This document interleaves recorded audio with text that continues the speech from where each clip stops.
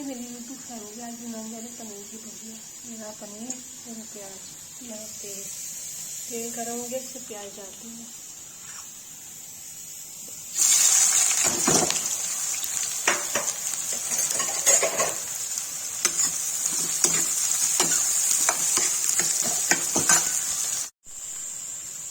जी के प्याज हो गए हैं।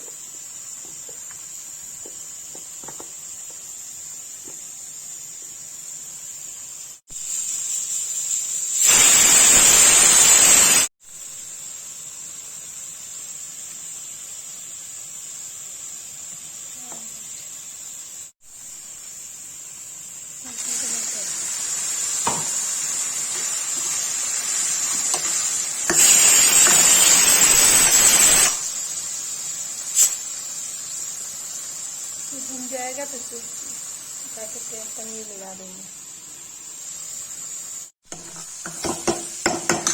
प्याज की प्यूरी हो गया, इसमें क्या कहते हैं पनीर डाल देंगे।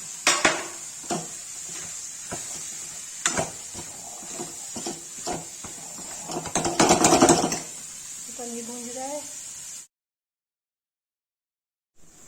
गाय जी की पनीर की भुजिया बन के रेडी है, उसको पलट देंगे। गाय जी की पनीर की भुजिया बन के रेडी हो गई है। जिसको ये रेसिपी पसंद है, लाइक कमेंट शेयर कमेंट करें।